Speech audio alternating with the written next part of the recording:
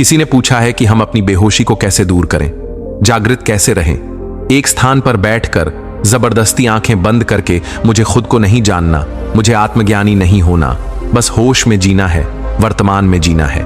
इस दुनिया में 3 तरह के लोग हैं। एक जो सन्यासी हो गए, जिन्होंने संसार त्याग दिया। दूसरे जो संसारी हैं, जिन्हें सन्यास से कोई मतलब नहीं है। और इन दोनों के मध्य एक व्यक्ति खड़ा होता है।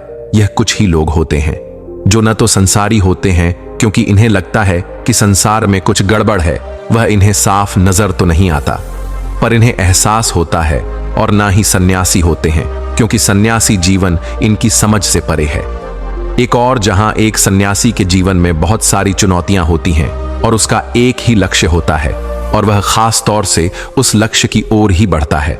वहीं एक संसार के जीवन में अनगिनत चुनौतियां होती हैं और ज्यादातर चुनौतियां बेवजह की ही होती हैं और जिनके लिए हम लड़ मरने को तैयार हो जाते हैं।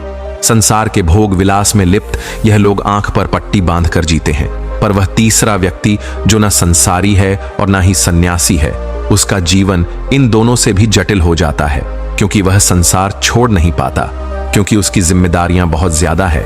और सन्यासी जीवन को पकड़ नहीं पाता क्योंकि संसार का त्याग आसान नहीं है। फिर भी वह कोशिश में लगा रहता है कि कुछ जान ले, कुछ समझ ले, यहीं इस संसार में रहते हुए जागृत रहे। लेकिन क्या इस व्यक्ति के लिए जागृत होना आसान है? तथागत गौतम बुद्ध ने अपने शिष्यों के लिए बहुत सख्त नियम बनाए थे क्योंकि वह जानते थे कि यह संसार अपनी ओर खींचता है। जो भी संसार की ओर खींचा वह एक ऐसी दुनिया में प्रवेश करता है जो स्वार्थ और लालच पर टिकी है।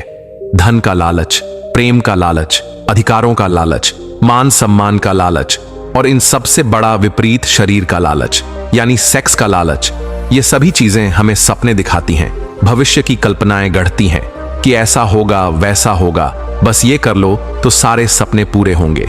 आपने देखा, जब आप रात में सपने देखते हैं, सपने में आप एक पूरी दुनिया, पूरी जिंदगी भी जी जाते हैं और जब तक आपका सपना चल रहा होता है आप हमेशा बीच में ही होते हैं, यानी संतुष्टि नहीं होती। और जैसे ही आपकी आंखें खुलती हैं और अगर आपको सपना याद है तो आप हमेशा सोचते हैं कि आगे क्या होना था। इसी प्रकार संसार के जो सपने हैं वह कभी खत्म नहीं होते, हमेशा बीच में ही रहते हैं। ये कभी पूरे नहीं होने वाले, पूरे होने का भ्रम अवश्य बना रहता है। इसी को माया भी कहते हैं।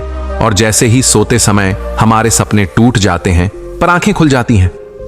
संसार में भी हमेशा सपने टूटते हैं क्योंकि ये सपने खुली आंखों से देखे जाते हैं, तो आंखें बंद होने पर सपने टूटते हैं, यानी मृत्यु हो जाती है।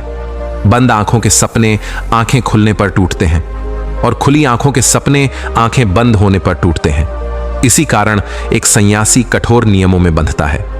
वह साधना करता है, ध्यान करता है, वह अपने भीतर के संसार को बाहर निकालता है क्योंकि कोई संसार बाहर की ओर नहीं है, संसार हमारे भीतर बसता है। और एक बार जब वह संसार से खाली हो जाता है तब भी वह साधना और ध्यान जारी रखता है क्योंकि संसार खींचता है और जागृति और समझ ही से बचा सकती है। एक बार तथागत गौतम बुद्ध का एक शिष्य एक युवती के प्रेम में पड़ गया।